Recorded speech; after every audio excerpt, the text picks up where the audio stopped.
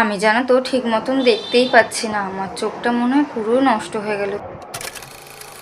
Hello বন্ধুরা, তোমরা সবাই কেমন আছো? আশা করি সবাই খুব ভালো আছো। মিস্টার অ্যান্ড মিসেস লাইফস্টাইল চ্যানেলে তোমাদের সবাইকে জানাই স্বাগত। আজকে আমরা কর্তাগিন্নি মিলে বেরিয়ে পড়েছি। কোথায় বেরিয়ে পড়েছি জানি জানি তোমাদের জানার ভীষণ ইচ্ছা আছে, বলবো। তার আগে আমার বরমশায়ের রবীন্দ্রনাথ ঠাকুরের মতন দাড়িটাকে দেখে নাও। কতবার বলেছি কাটতে, কাটে তো আর না, তাই জন্য যে দাড়ি ধরে মনের সুখে টেনে দিয়েছি। যাই হোক, এরপরে আমরা ট্রেনে উঠে গেলাম। ট্রেনে করে কোথায় যাচ্ছি? আরে চলো তোমরা আমার সাথে, তাহলেই দেখতে পাবে আমি কোথায় যাচ্ছি। এই দেখো, কিছুক্ষণ পর ট্রেন থেকে নেমেও পড়লাম। এটা কোন স্টেশন বলো তো? এটা মৌরিগ্রাম স্টেশন। এখানে দিশা আই হসপিটালে আমি পৌঁছে গেলাম। আর এখানে আসার পর আমার হাজব্যান্ড কি বলছে জানো? বলছে আমাকে নাকি এখানে অ্যাডমিট করে দেবে, অ্যাডমিট করলে আমার নাকি চোখটা তুলে নেবে।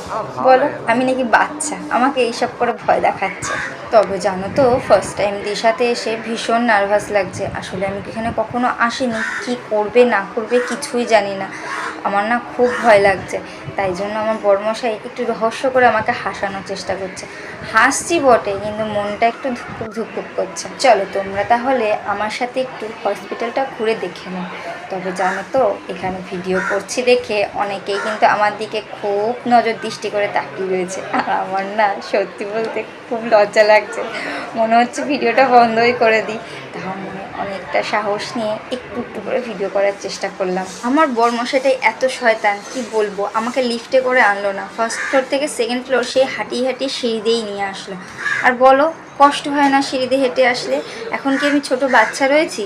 একটু তো বয়স হয়েছে, আমার তো পা ব্যথা করে নাকি? তাই জন্য এসে ধপাস করে একটু বসে পড়েছি। আর এই যে চোখের এই ডিপার্টমেন্টগুলোকে দেখে মনটা যেন আমার আরও ধুকধুক ধুকধুক করছে। এবার নিশ্চয়ই বুঝতে পেরেছো আমি কোথায় এসেছি। হ্যাঁ, আমি আজকে চোখ দেখাতে এসেছি। কয়েকদিন ধরে মাথাটা এত যন্ত্রণা হচ্ছে বলার মতন না। আর ফোনে তো কোনো কাজ করতেই পারছি না, দূরের জিনিস যা দেখছি সব হেজি হয়ে যাচ্ছে। আমার ভীষণ প্রবলেম হচ্ছিল। আজকে চলেই আসলাম ফাইনালি। আর ডক্টর আমাকে দেখে বলছে এত কম বয়সে সুগার হওয়ার জন্য আমার চোখে ভীষণ এফেক্ট পড়েছে, তাই যত আমি ফোনটা কম ইউজ করব ততই আমার জন্য ভালো। আর যেহেতু আমি ডায়াবেটিক পেশেন্ট, সেই জন্য আমাকে সেকেন্ড টাইম আবার চেক আপ করলো। আর আমাকে থার্ড টাইম চেক আপের জন্য আরও একজন ডক্টরের কাছে পাঠিয়েছে। আর থার্ড ডক্টর চেক আপের কাছে যখন গেছি, ডক্টর আমার চোখটাকে ভালো করে দেখে এমন একটা লিকুইড দিল যে আমি আরোই অন্ধ হয়ে গেলাম। কিন্তু সেটার ভিডিওটা করতে পারিনি। এখান থেকে ভিডিও করার জন্য না কেউ অ্যালাউই করছে না। নিচে আসলাম চশমা চুজ করতে আর পাওয়ার নিতে। এই দেখো, চশমাগুলো এক এক করে পরে দেখছি কোনটা আমাকে ভালো লাগে। তোমরা বলো তো, আমাকে কোন চশমাটা পরে বেশি ভালো লাগছে? আমাকে জানিও, সেই চশমাটাই তাহলে আমি বানাতে দেব। আর এইদিকে আমার বরমশাই ওষুধের এখানে লাইন দিয়েছে। এখানে জানো ওষুধগুলোর কত দাম নিচ্ছে? বাইরে থেকে এই ওষুধগুলোর দাম অনেক কম।